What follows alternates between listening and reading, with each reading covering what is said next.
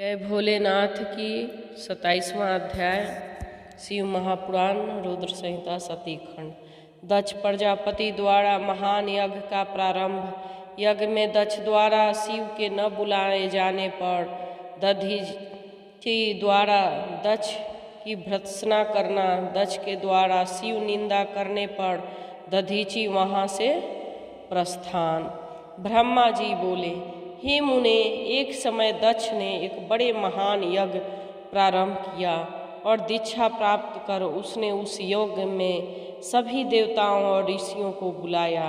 शिव की माया से विमोहित होकर सभी महर्षि तथा देवता यज्ञ में संपन्न कराने के लिए आए हैं।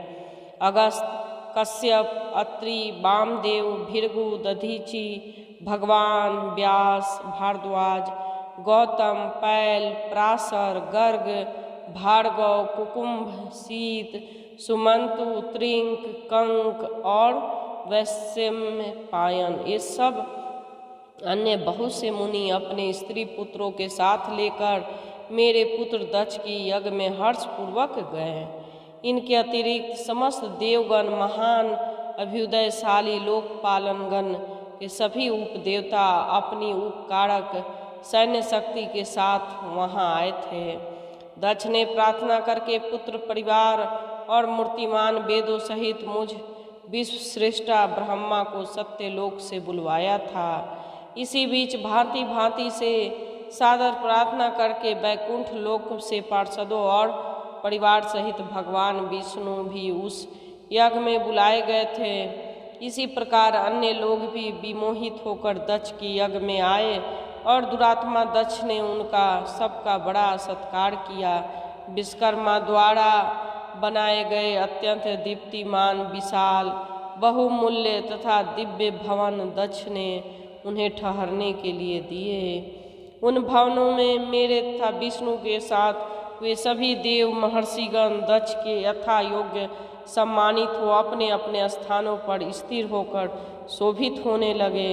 उस समय कनखल नामक तीर्थ में आरंभ हुए इस महायज्ञ में दक्ष ने भृगु तथा तपोधनों को ऋत्विज बनाया। संपूर्ण मरुद गणों के साथ स्वयं भगवान विष्णु उस यज्ञ में अधिष्ठता बने।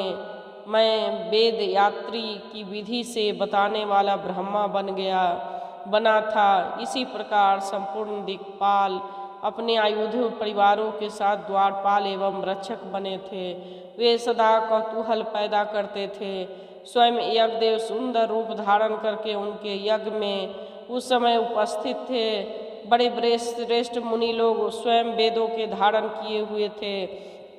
अग्नि के भी उस यज्ञ महोत्सव में शीघ्र ही हविष्य ग्रहण करने के लिए अपने हजारों रूप प्रकट किए थे। वहाँ 88,000 ऋत्विज के साथ हवन करते थे। 64,000 देवर्षि उस यज्ञ में उद्गाता थे। अधर्वयु और होता भी उतने ही थे। नारद आदि देवर्षि और सप्तऋषि पृथक पृथक गाथा गान कर रहे थे। दक्ष ने अपने उस महायज्ञ में गंधर्वों, विद्याधरों, सिद्धों, सभी आदित्यों और उनके गणों, यज्ञों एवं नागलोक में विचरण करने वाले समस्त नागों का भी बहुत बड़ी संख्या में वर्णन किया था। महर्षि, देवर्षि, राजश्रियों ने समुदाय और अपने मित्रों, मंत्रियों तथा सेनाओं के साथ अनेक राजा भी वहाँ आए हुए थे। यजमान दक्ष ने उस समय वे वसु आदि समस्त गण देवताओं का भी वर्णन किया था। कौतुक और मंगलाचार करके जब दक्ष ने यज्ञ की दीक्षा ली तब उनके लिए बारंबार स्वास्ति वाचन किया जाने लगा। तब वे अपनी पत्नी के साथ बड़ी शोभा पाने लगे। इतना सब करने पर भी दुरात्मा दक्ष ने उस भगवान शंभु को नहीं बुलाया। उनकी दृष्टि में कपालधारी होने के कारण वे निश्चय ही यज्ञ भाग लेने योग्य नहीं थे। दोषदर्शी दक्ष की कपाली की पत्नी होने के कारण अपनी प्रिया पुत्री सती को भी यज्ञ में नहीं बुलाया। इस प्रकार दक्ष की यज्ञ महोत्सव के आरंभ हो जाने पर यज्ञ मंडप में आए हुए ऋत्विज अपने अपने कार्य में संलग्न थे। इसी बीच वहाँ भगवान शंकर को उपस्थित न देखकर शिव भक्त दधीची चित्त अत्यंत उद्विग्न हो उठा और कहने लगे। दधीची बोले, हे प्रमुख देवताओं तथा महर्षियों, आप सब लोग प्रसन्नतापूर्वक मेरी बात सुने। इस यज्ञ महोत्सव में भगवान शंकर क्यों नहीं आए हैं? यद्यपि ये देवेश्वर बड़े बड़े मुनि और लोकपाल यहाँ आए हुए हैं, तथापि उनका पिनाकधारी महात्मा शंकर के बिना यह यज्ञ अधिक शोभा नहीं पा रहा। बड़े बड़े विद्वानों कहते हैं कि मंगलमय भगवान शिव के कृपा दृष्टि से ही समस्त मंगल कार्य संपन्न हो जाते हैं। जिनका ऐसा प्रभाव है वे पुराण पुरुष वृषध्वज परमेश्वर श्री नीलकंठ यहाँ क्यों नहीं दिखाई दे रहे हैं? हे दक्ष, जिनके संपर्क में आने पर अथवा जिनके स्वीकार कर लेने पर अमंगल भी मंगल हो जाते हैं, तथा जिनके 15 नेत्रों में देखे जाने पर बड़े से बड़े मंगल तत्काल हो जाते हैं, उनका इस यज्ञ में पदार्पण होने का अत्यंत आवश्यक है। इसलिए तुम्हें स्वयं ही परमेश्वर शिव जी को यहाँ बुलाना चाहिए, अथवा ब्रह्मा प्रभावशाली भगवान विष्णु इंद्र लोकपालों ब्राह्मणों और सिद्धों की सहायता से सर्वथा प्रयत्न करके इस समय यज्ञ की पूर्ति के लिए उन भगवान शंकर को यहाँ ले आना चाहिए।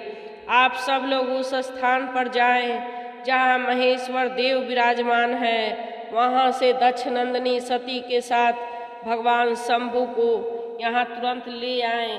हे देवेश्वर, जगदम्बा सहित उन परमात्मा शिव के यहाँ आ जाने पर सब कुछ पवित्र हो जाएगा। जिनके स्मरण से तथा नाम लेने से सारे कार्य पुण्यमय हो जाता है। अतः पूर्ण प्रयत्न करके उन भगवान वृषध्वज को यहाँ ले आना चाहिए। भगवान शंकर की आने पर यज्ञ पवित्र हो जाएगा, अन्यथा पूर्व ही रह जाएगा। यह मैं सत्य कह रहा हूँ।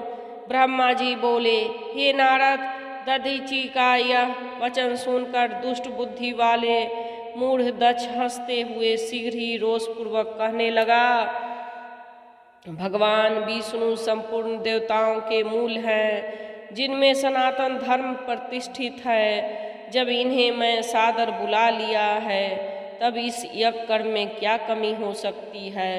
जितनी वेद यज्ञ और नाना प्रकार के कर्म प्रतिष्ठित है, वे भगवान विष्णु तो यहाँ आ ही गए हैं। लोक पितामह ब्रह्मा सत्यलोक से वेदों उपनिषदों और विविध आगमों के साथ यहाँ आए हुए हैं।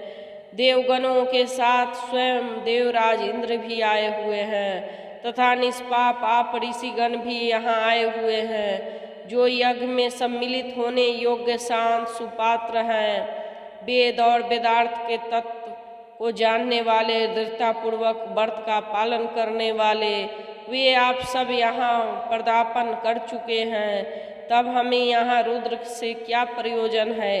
हे विप्र, मैं ब्रह्मा जी के कहने से ही क्या अपनी कन्या रुद्र को दी थी। हे विप्र, हर कुलीन नहीं है, इसके माता पिता नहीं है, वह भूत प्रेतों पिशाचों का स्वामी अकेला रहता है और इसका अतिक्रमण करना दूसरों के लिए अत्यंत कठिन है। वह आत्म प्रशंसक है, मूढ़ है, जर मौनी और ईर्षालु है। वह इस यज्ञ कर्म में योग्य नहीं है, वह इस यज्ञ कर्म के योग्य नहीं है, इसलिए मैंने उसको यहाँ नहीं बुलाया। अतः दधीची जी, आप ऐसा पुनः कभी न कहें। आप सभी लोग मिलकर मेरे महान यज्ञ को सफल बनाएं। ब्रह्मा जी बोले। दक्ष की यह बात सुनकर दधीची सभी देवताओं तथा मुनियों को सुनाते हुए सारयुक्त वचन कहने लगे। दधीची बोले, हे दक्ष, उन भगवान शिव के बिना यह महान यज्ञ भी अयज्ञ है। निश्चय ही इस यज्ञ से तुम्हारा विनाश होगा।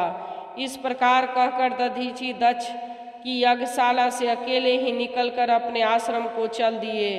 तदंतर वह मुख्य शिव भक्त थे, तथा उनका मत का अनुसरण करने वाले थे, वे सब दक्ष को शाप देकर तुरंत वहाँ से अपने आश्रम को चले गए। मुनि दधीचि तथा दूसरों ऋषियों के यज्ञ मंडप से निकल जाने पर दुष्ट बुद्धि तथा शिवद्रोही दक्ष मुस्कुराते हुए अन्य मुनियों से कहने लगा।